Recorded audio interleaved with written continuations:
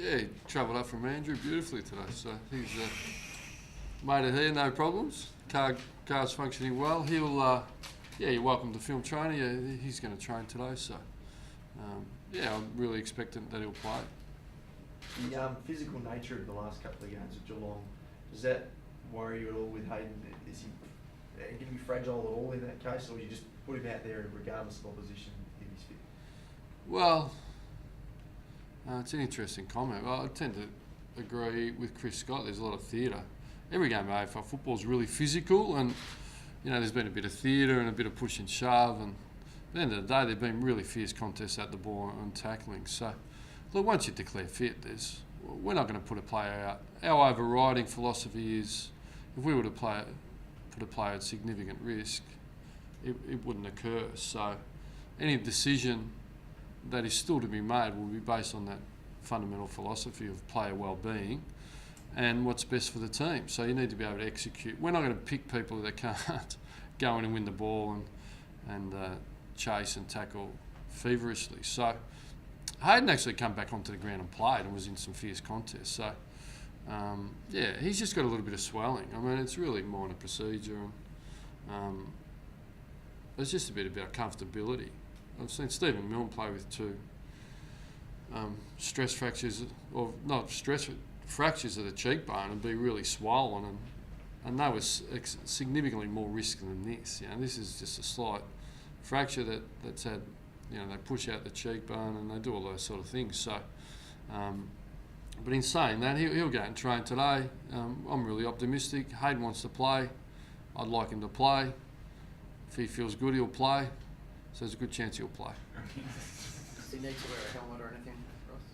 Yeah, I haven't seen it. I think they're toying with it. I don't think he likes it. I actually said to Hayden, you can play, but you've got to wear a helmet. You're not playing, because I don't like how it looks on you. So he may. I think he's trialling Aaron's. Aaron was happy to. Wasn't a great look that day, was it? So he's a brave player. Plenty of players play with. Under duress and still perform. So that at this point in time, that's the aim. How confident are you on McFarlane and Dawson? Pardon? On McFarlane and Dawson. Yeah. McFarlane and Dawson? Yeah, Luke won't play this week, but pretty certain Zach will. He'll train. So you guys are filming warm-up first drill? Yeah, so you'll see him out there, yeah. Ross, review of last week's game, the last quarter, clearances and things like that. Is there anything I know you would have got a lot out of that. Is there anything that you got out of that you would implement this week that you need to do differently with the clearances? Yeah, look, sometimes it's lack of adherence to what we want, and sometimes the opposition do a couple of things. So it was a combination of both. We've identified it, and really we've had a solid review, as we always do. It doesn't change too much, but certainly focusing more on ourselves than the opposition, particularly this week. And we're really optimistic. Our clearance work is in the top 4 in the competition, for and against if you measure it on scores and clearances. So we feel pretty comfortable with that. Our defensive 50 has been what's hurt us a little bit. But it's typically been a strength. So it's easy to identify what goes wrong. But each week it's been something slightly different. But you make a good point. When the game was up for grabs, our centre square bounce work wasn't up to our normal standard, and our ball ups through the midfield weren't, and then they won the ball and drove it inside 50, and we struggled from there. So where are you at with Stephen Hill this? Hill KPIs. He's meeting KPIs again. You're welcome to film the warm up, and he should train and play hopefully. Is Anthony Morabito any chance to come in this week? Yeah, none. No. What do you need to see? Did you write the article? Closest. You want to get new sources, mate. He might. I went up to June. He might. Okay. Look, we're all thrilled with him, and he's coming along, and each week he gets better, and we're all recognising that. And he's still got bits and pieces, of general conditioning. His speed's really good. His repeat effort's probably a little bit down, but that's coming to hand every week. The bottom line is we've lost a few, but we've played some pretty good footy within. We're just searching for a bit more consistency. So the incumbents are in pretty good shape. So therefore, it's not like we're getting banged by 10. We're in front at three-quarter time against North Melbourne. We're in front at three-quarter time against Port Melbourne. I wish it was Port Melbourne. Port Adelaide, Port Power. So, we've been 17 points now against the Swans, who are a legitimate premiership threat. Probably all three of those teams, in particular Port and Sydney. So we're thereabouts. So we're just searching for consistency of execution of what we're after. That's probably been the biggest swing. So therefore, there's not going to be mass changes here, So we all come out of the game a little bit worried about injury, but we're really optimistic. It's pretty healthy. So Anthony's going to have to. We're not going to gift Anthony a game. We don't gift anyone a game. So, and players in the team they respect and love Anthony, but I don't think they're going to walk in and say Anthony can play instead of me. So he'll earn his spot. He's well on the way. We're all thrilled. It's just a matter of time here if he keeps progressing in the manner he is. What's the question without notice? It's a tough one, but Revolt, Pavlich.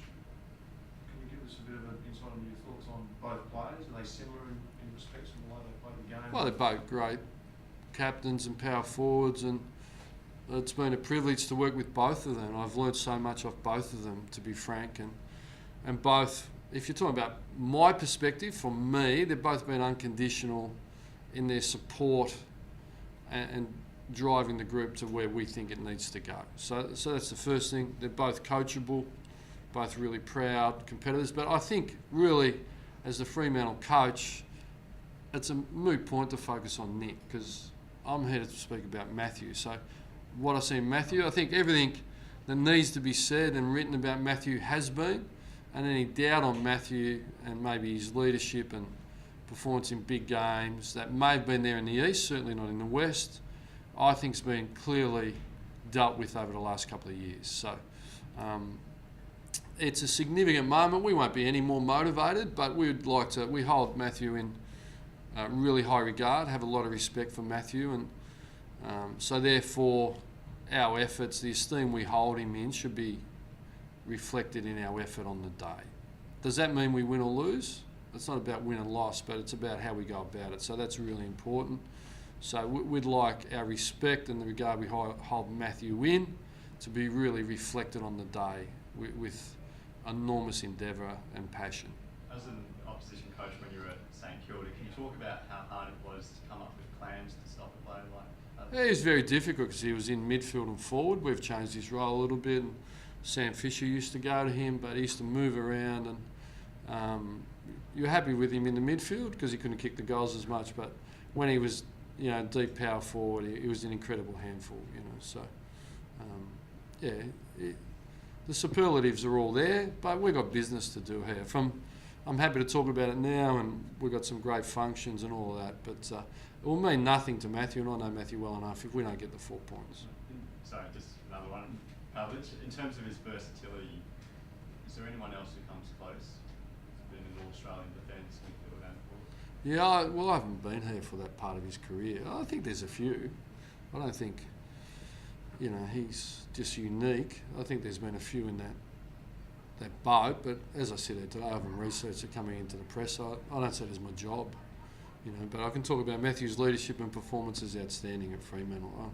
I'll let everyone else draw the comparisons because there's plenty of people with plenty of time to do that. It's a question without notice. I can't do that. When you spoke about Geelong, you said that you agree with Chris Scott that it's a bit of theatre, so you don't see any added rivalry with the Cats or anything? There've been significant games. When you're playing in finals and you come up against them, it's significant. So what makes a rivalry? I'm not too sure. I feel like there's a rivalry every time we push a team down the race, So, but they've been really the team of the decade, haven't they? Along maybe with Hawthorn. So, it's a new decade, we get that. But you really, for a long period of time, they're a benchmark. So people have been coming at them and challenging them, and they don't give up the 4 points very easily. They haven't lost too many games. And to go down there and win is significant. So go to MCG and win is significant from our end. It all means nothing, but it's fierce. It's going to be on. It's exciting.